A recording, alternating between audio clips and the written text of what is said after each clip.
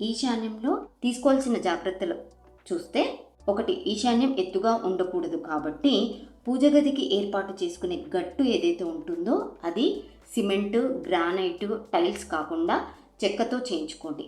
దీనితో పాటు రెండవది అతి ముఖ్యమైనది, ఇక్కడ మనం బాగా అర్థం చేసుకోవాల్సింది ఏంటంటే, నార్త్ ఈస్ట్ ఈశాన్యము మన గృహంలో ఎక్కడ వస్తుంది తెలుసుకోవడం అనేది వెరీ ఇంపార్టెంట్.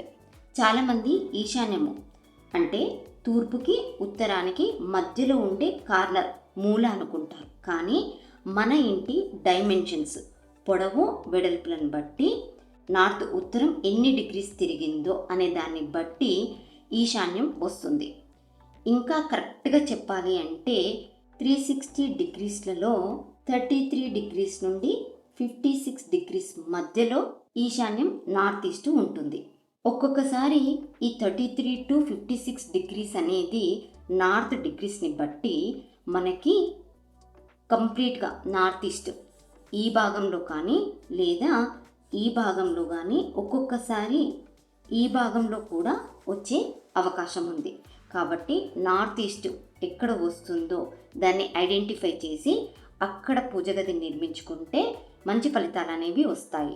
ఒకవేళ మీకు నార్త్ ఈస్ట్ ఈశాన్యంలో పూజ గది నిర్మించుకోవడం అనేది కుదరకపోతే కనీసం మీ ఇష్టదైవం, కులదైవం ఫోటో అయినా ఇక్కడ ఏర్పాటు చేసుకొని ప్రతినిత్యం అగరబత్తి ధూపం వేస్తూ దండం పెట్టుకోవడం చేయండి.